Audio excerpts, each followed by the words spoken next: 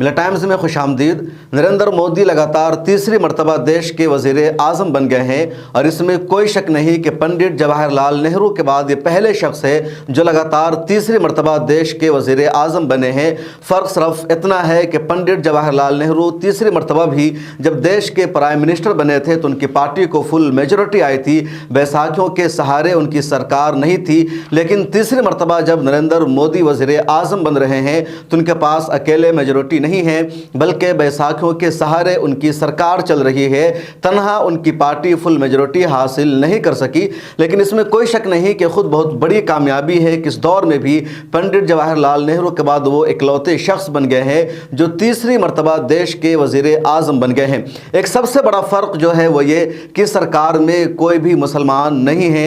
राष्ट्रपति भवन में 9 जून को इतवार की शाम उन्होंने हलफ लिया, उनके साथ 71 लोगों ने भी हलफ लिया, यानी कुल 72 लोगों ने कल हलफ लिया देश को चलाने के लिए मंत्रालय के ओहदा का, जिसमें 30 लोग कैबिनेट रैंक के मिनिस्टर हैं, 5 लोग स्टेट मिनिस्टर हैं विद इंडिपेंडेंट इंचार्ज और 36 लोग ऐसे हैं जो स्टेट मिनिस्टर हैं जिनको राज्य मंत्री आप कह सकते हैं। तो इस तरह 72 लोगों ने पीएम मोदी के साथ अपने ओहदा का हलफ लिया। इन 72 लोगों में एक भी मुसलमान शामिल नहीं है। जो लोग सरकार चलाएंगे, जो लोग हुकूमत करेंगे, जो फैसले करेंगे, पहली मरतबा ऐसा हुआ कि उसमें कोई मुसलमान नहीं है। जब एनडीए की सरकार बनी और एनडीए को 293 सीटों पर जीत मिली तो ये बात पहले थी कि एनडीए के 293 एमपीज़ में से एक भी माइनॉरिटी समाज का एमपी नहीं है। न तो कोई मुस्लिम जीता है, न सिख जीता है, न क्रिश्चियन जीता है, न बुद्धिस्ट जीता है, न जैन मत का जीता है जो माइनॉरिटी में इंडिया में आते हैं। लेकिन जब सरकार बनी तो उनमें से 5 माइनॉरिटी को जगह दी गई, 5 माइनॉरिटी समाज के लोगों को मिनिस्टर बनने का मौका मिला है, लेकिन किसी मुसलमान को मिनिस्टर नहीं बनाया गया है और ये पहली मर्तबा हुआ है। पहले ये जान लेते हैं कि माइनॉरिटी समाज से ताल्लुक़ रखने वाले वो कौन 5 है जिनको मोदी की सरकार में मंत्री बनाया गया है और उसमें कोई मुसलमान शामिल नहीं है। उसके बाद आपको ये भी बताएंगे कि कौन कौन लोग मिनिस्टर बनेंगे और किस किस पार्टी के इसमें मिनिस्टर्स बन रहे हैं, अलायंसेस के कितने लोग इसमें शामिल हैं। तो अपने स्क्रीन पर ये 5 चेहरों को देखिए। ये 5 माइनॉरिटी समाज से आते हैं और ये मंत्री बने हैं, लेकिन इनमें एक मुसलमान भी शामिल नहीं है। यह है रवनीत सिंह बिट्टू। ये अपना चुनाव जालंधर लोकसभा सीट से पंजाब में हार गए हैं। सिख समाज से आते हैं। हारने के बावजूद मोदी सरकार ने इनको अपना मिनिस्टर बनाया है और कल इन्होंने ओहदे का हलफ लिया। ये दूसरा नाम है हरदीप सिंह पुरी का।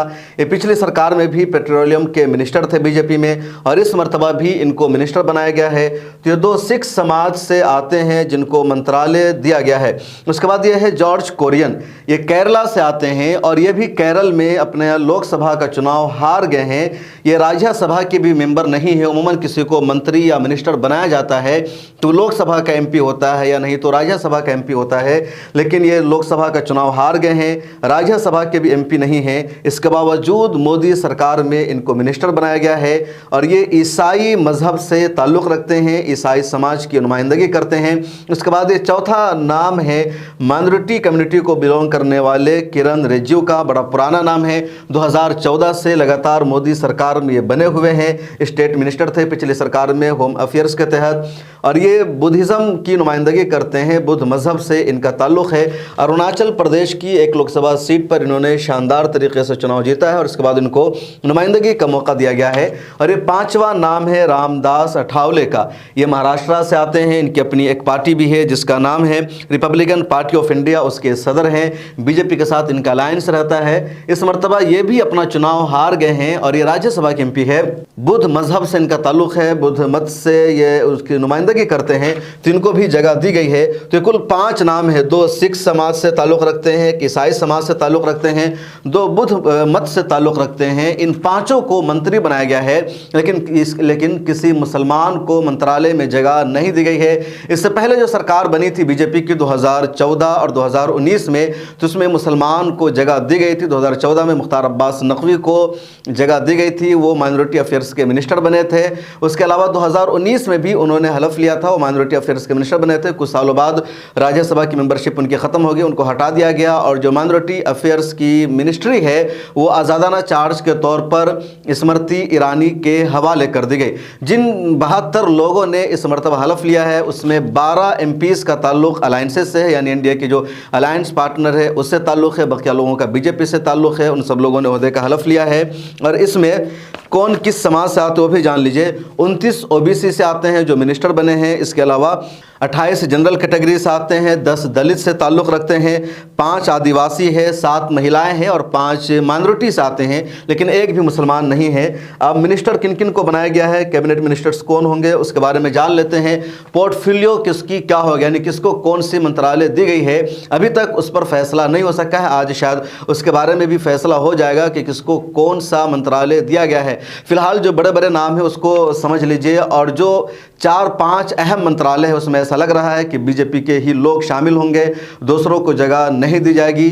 कैबिनेट कमेटी सिक्योरिटी जिसको CCS कहा जाता है, उसमें कांग्रेस ने भी अपने ही लोगों को शामिल रखा था, और ऐसा लग रहा है कि बीजेपी भी उसमें अपने ही लोगों को शामिल रखेगी। और वो मंत्रालय है होम अफेयर्स की, डिफेंस मिनिस्ट्री की, फॉरेन अफेयर्स की और वजारत ख़जाना यानी जो फाइनेंस मिनिस्ट्री है। तो ये 4 अहम मंत्रालय होती है, और ये 4 मंत्रालय उमूमन कोई भी पार्टी अपने अलायंसेस को नहीं देती है। इस मरतबा बाहर के लोग भी मांग कर रहे हैं। अब देखिए क्या होता है। फिलहाल ये कैबिनेट मिनिस्टर की लिस्ट है जिसको आप देख लीजिए। मोदी के मंत्री, कैबिनेट मंत्री, जिसमें पहला नाम राजनाथ सिंह का है। 2014 में राजनाथ सिंह होम मिनिस्टर थे, 19 में डिफेंस मिनिस्टर बने। अमित शाह 2019 में होम मिनिस्टर बने। इस मरतबा किसको कौन सा मंत्रालय दिया जाएगा अभी तक फैसला नहीं हो पाया है। राजनाथ सिंह है, अमित शाह है, नितिन गडकरी है, JP नड्डा है जो पहली मरतबा मिनिस्टर बनने जा रहे हैं। अब तक बीजेपी के ये सदर रहे हैं। शिवराज सिंह चौहान अटल बिहारी वाजपेयी की सरकार में मिनिस्टर थे, उसके बाद मध्य प्रदेश के चीफ मिनिस्टर थे, एक मरतबा फिर ये मिनिस्टर बनने जा रहे हैं। निर्मला सीतारमन पिछली सरकार में ये वजीर खजाना थी यानी फाइनेंस मिनिस्टर थी, इस मरतबा भी कैबिनेट में शामिल है। S जयशंकर ये फॉरेन अफेयर्स के मिनिस्टर थे, इस मरतबा भी शामिल है। मनोहर लाल खट्टर हरियाणा के चीफ मिनिस्टर होते थे, अब इनको भी कैबिनेट मिनिस्टर में शामिल किया गया है। HD कुमारस्वामी, इनकी अपनी पार्टी है जनता दल सेकुलर, 2 सीटों पर कर्नाटक में इनको जीत मिली, बीजेपी के साथ इनका अलायंस था, तो ये भी कैबिनेट मिनिस्टर में शामिल हैं। पीयूष गोयल है, बीजेपी के अच्छे नेताओं में से एक माने जाते हैं, ये भी कैबिनेट मिनिस्टर की रैंक में शामिल है। धर्मेंद्र प्रधान, ये जम्मू से आते हैं, ये भी कैबिनेट मिनिस्टर की लिस्ट में शामिल है। जितेंद्र राम मांझी दलित समाज से आते हैं, इनकी अपनी पार्टी है, पहली मर्तबा MP बने और अब कैबिनेट मिनिस्टर बन चुके हैं। बिहार के चीफ मिनिस्टर भी रह चुके हैं, नीतीश कुमार ने इनको चीफ मिनिस्टर बनाया था। उसके बाद ये है लल्लन सिंह, जनता दल यूनाइटेड से इनका ताल्लुक इनका ताल्लुक है और ये भी मिनिस्टर्स बनने जा रहे हैं। जनता दल यूनाइटेड ने रेलवे मंत्रालय की मांग की थी, हालांकि बीजेपी ने रेलवे मंत्रालय को खत्म कर रखा है। उसके बाद है ये सर्बानंद सोनोवाल, ये आसाम से आते हैं, बीजेपी के चीफ मिनिस्टर रह चुके हैं वहाँ के, तो इनको भी कैबिनेट मिनिस्टर की रैंक में शामिल किया गया है। उसके बाद ये वीरेंद्र कुमार, ये भी कैबिनेट मिनिस्टर के रैंक में शामिल है। उसके बाद ये है के राममोहन नायडू, ये चंद्रबाबू नायडू यानी TDP से ताल्लुक़ रखते हैं और ये भी कैबिनेट मिनिस्टर की लिस्ट में शामिल है। उसके बाद प्रहलाद जोशी, BJP से ताल्लुक़ रखते हैं, कैबिनेट मिनिस्टर की लिस्ट में शामिल है।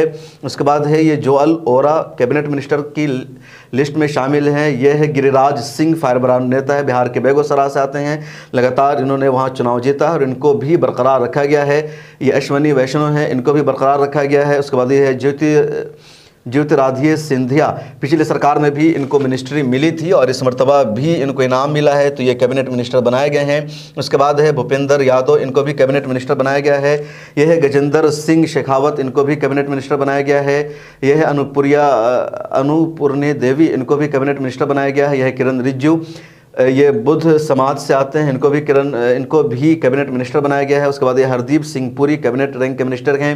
ये है मनसुख मांडविया, ये भी कैबिनेट मिनिस्टर हैं। ये है G किशन रेड्डी, इनको भी कैबिनेट मिनिस्टर बनाया गया है। उसके बाद ये है चिराग पासवान, ये भी मिनिस्टर बने हैं कैबिनेट रैंक में और पहली मरतबा बने। रामविलास पासवान के बारे में मशहूर था कि UPA की सरकार बनती थी तो उसमें भी वो मिनिस्टर होते थे, BJP की सरकार बनती थी तो उसमें भी वो मिनिस्टर होते थे। तो चिराग पासवान फर्स्ट टाइम वजीर बनने जा रहे हैं, कैबिनेट रैंक के मिनिस्टर। 5 सीटों पर इनको बिहार में जीत मिली और ये नुमाइंदगी करेंगे BJP के साथ या NDA के साथ। उसके बाद है ये CR पटेल, तो इनको भी मंत्रालय दिया गया है और कैबिनेट रैंक के ये कुल 30 मिनिस्टर है जिनकी लिस्ट आपने देखा। उसके बाद में आपको अगली लिस्ट दिखा रहा हूँ जो स्टेट मिनिस्टर हैं और जो स्टेट मिनिस्टर में 5 लोग जिनको आज़ादाना इंचार्ज दिया गया है।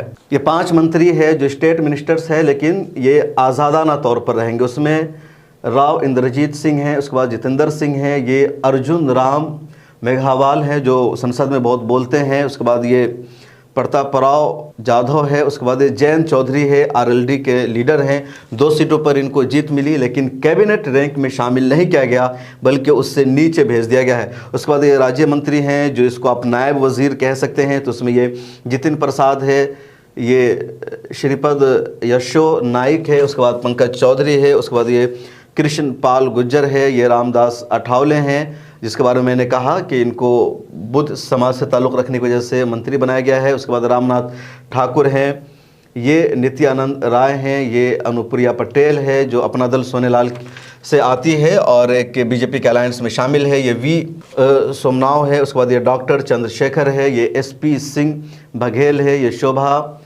करांदलाजे हैं। उसके बाद ये कीर्तिविधन सिंह हैं, उसके बाद ये बनावरी लाल भरमा है, उसके बाद ये शांतुन ठाकुर हैं, ये सुरेश गोपी है, ये एल गुरुगन हैं, उसके बाद अजय टमटा हैं, बंडी संजय कुमार हैं, कमलेश पासवान हैं, ये भागीरथ चौधरी है, सतीश डुबे, संजय सेठ, रवनीत सिंह बिट्टू जो पंजाब से आते हैं जिनका मैंने शुरू में जिक्र किया, ये दुर्गा दास उइके, इसके बाद ये रक्षा खटसे, ये सुमकाता मजू मदार, बड़ा टफ नाम है, मैं पढ़ने की कोशिश कर रहा हूँ, नाम भी जान लीजिए, जो मिनिस्टर्स हैं उनके बारे में पता होना चाहिए, तो थोड़ा सा आप लोग भी सब्र कीजिए। ये सवित्री ठाकुर है, ये तोखन साहू है, ये राजभूषण चौधरी, बी राजू, हर्ष मल्होत्रा, निबू बेन भमनिया, मुरलीधर मोहोल, जॉर्ज कोरियन,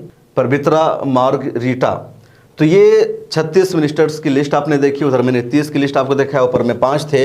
तो सारे के सारे वो लोग हैं जिनको मिनिस्टर्स बनाया गया है मोदी सरकार में, और ये लोग अब देश चलाएंगे। और इन 71 नामों में या कह लीजिए 72 नामों में कोई भी मुसलमान नहीं है। अब किसको कौन सी मंत्रालय दी जाएगी उसका फैसला भी जल्द हो जाएगा। इस बीच खबर आ रही है चंद्रबाबू नायडू की तरफ से कि अपनी मांग पर वो अटल हैं, बरकरार है। चंद्रबाबू नायडू के फिलहाल 2 मिनिस्टर नहीं हलफ लिया है, इसी तरह नीतीश कुमार के भी 2 मिनिस्टर्स नहीं सिर्फ हलफ लिया है, लेकिन इन दोनों की मांग ये है, और ख़ासतौर पर चंद्रबाबू नायडू की, कि स्पीकर की सीट हर हाल में उनको चाहिए। स्पीकर उनका ही होगा, दूसरा स्पीकर नहीं हो सकता है। जो स्पीकर होता है इस मौका पर हलफ भी नहीं लेता है। तो स्पीकर की मांग पर अभी तक बरकरार है चंद्रबाबू नायडू। दूसरी मांग चंद्रबाबू नायडू की यह है कि जो गृह मंत्रालय है या होम अफेयर्स की मिनिस्ट्री है वो अमित शाह को नहीं मिलनी चाहिए। सस्पेंस लगातार बरकरार है कि होम अफेयर्स की मिनिस्ट्री दोबारा अमित शाह को दी जाएगी या राजनाथ सिंह को दी जाएगी या फिर शिवराज सिंह चौहान को दी जाएगी, जिनका नया नाम शामिल है। ज़्यादातर लोग ये चाहते हैं कि होम अफेयर्स की जो मिनिस्ट्री है वो राजनाथ सिंह को मिलनी चाहिए, न कि अमित शाह को। अब देखना यह है कि सरकार का फैसला क्या होता है। फिलहाल नरेंद्र मोदी साहब तीसरी मरतबा के लिए सरकार में आ चुके हैं, वज़ीर आज़म बन चुके हैं। टाइम्स ऑफ इंडिया ने एक सुर्खी लगाई है कि मोदी ने अपने तीसरे टर्म का आगाज़ कर दिया है अपनी शर्तों के साथ, अपने टर्म के साथ। मतलब ये कहा जा रहा है कि जो जनता दल यूनाइटेड है या जो टीडीपी यानी चंद्रबाबू नायडू है, इस तरह के दूसरे अलायंसेस थे, उन सब को मोदी ने मना लिया है और वो सब मोदी के रास्ते का रोड़ा या कांटा बनने वाले नहीं हैं। कुछ एक्सपर्ट ये भी मान रहे हैं कि सरकार अभी तो बन गई है लेकिन 1 साल से ज़्यादा नहीं चल पाएगी। नीतीश कुमार और चंद्रबाबू नायडू सही मौका का इंतज़ार कर रहे हैं कि कैसे और कब इनको झटका देना है, इनसे रास्ते अपने जुदा करना है।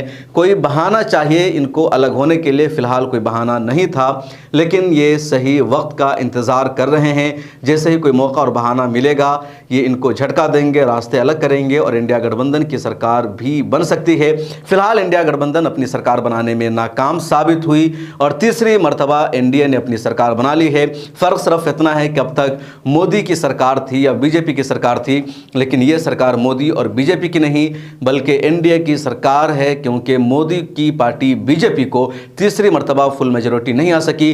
240 सीटों पर ही बीजेपी सिमट गई है। उसके अलावा जो इस खाते में सीटें हैं वो अलायंसेस की है, दूसरी पार्टियों की है, और इस तरह एनडीए का आंकड़ा 293 तक पहुंचा है। सरकार बनाने के लिए 272 सीटों पर जीत हासिल करना जरूरी होता है। इस वीडियो में इतना ही। नरेंद्र मोदी की ये तीसरी पारी कैसी होगी, ये सरकार कैसी होगी, कमेंट सेक्शन में ज़रूर लिखिए। मिला टाइम्स को फाइनेंशियली सपोर्ट कीजिए। ज्वाइन का बटन मौजूद है, उस पर क्लिक करके हमारी मेंबरशिप ले लीजिए। फिर मुलाकात होगी।